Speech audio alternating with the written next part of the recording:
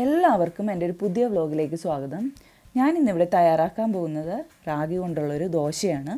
ഈ റാഗിക്ക് മുത്താറിപ്പൊടിയെന്നും മഞ്ഞപ്പുല്ല് എന്നൊക്കെ പറയും. ഈ റാഗി പൗഡർ ഒരുമാതിരിപ്പെട്ട എല്ലാ ഷോപ്സുകളിലും, ഗ്രോസറി ഷോപ്സുകളിലും, സൂപ്പർ മാർക്കറ്റിലും ഒക്കെ നിങ്ങൾക്ക് വാങ്ങാൻ കിട്ടും. അപ്പോൾ നമുക്ക് എങ്ങനെയാണ് റാഗി പൗഡറും വെച്ച് ദോശ ഉണ്ടാക്കുന്നതെന്ന് നോക്കാം. നല്ല ഹെൽത്തി ആയിട്ടുള്ളൊരു ദോശയാണിത്. 1 കപ്പ് റാഗി പൗഡർ ഞാൻ എടുത്തിട്ടുണ്ട്. ഇനി നമുക്കിത് ആവശ്യത്തിന് വെള്ളം ഒഴിച്ചൊന്ന് കുഴച്ചെടുക്കാം. ഞാൻ നേരത്തെ തന്നെ 1/4 ഗ്ലാസ് ഉഴുന്ന് അരച്ച് വെച്ചിട്ടുണ്ട് കുതിർത്തിയിട്ട്.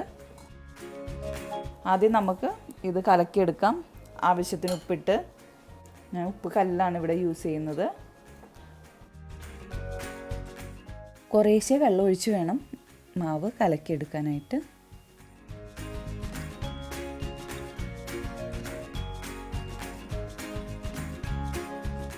മാവൊക്കെ കുഴച്ച് വെക്കാനായിട്ട് നല്ലത് സ്റ്റീലിൻ്റെ പാത്രമാണ്.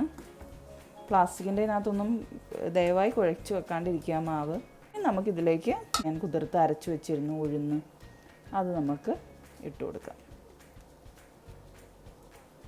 മിക്സ് ചെയ്യാം.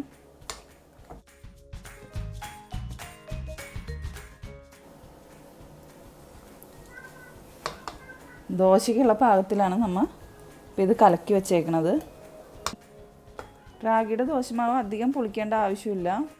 ദോശമാവ് ബാക്കിയുണ്ടെങ്കിൽ അതിനകത്ത് നമുക്ക് റാഗിയുടെ ഈ മാവ് റാഗി പൗഡർ ചേർത്തിട്ട് നമുക്ക് അതിനകത്താന്ന് വെച്ചാലും റാഗി ദോശ ചുട്ടെടുക്കാം. അടച്ചു വെക്കാം.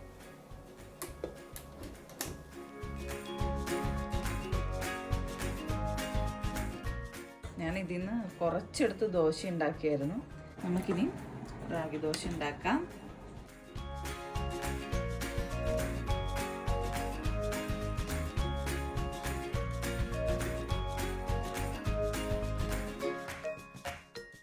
കുറച്ച് ഓയിൽ ഒഴിച്ച് കൊടുക്കാം.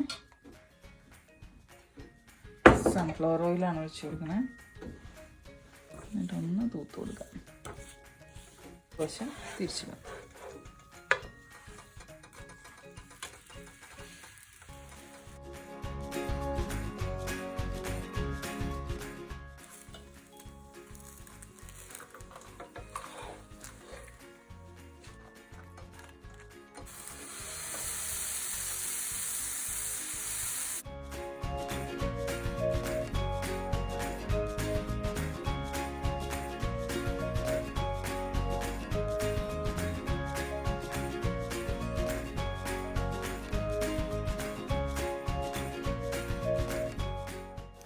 റാഗി പൗഡർ ഉണ്ടെങ്കിൽ എല്ലാവരും ട്രൈ ചെയ്ത് നോക്കണം.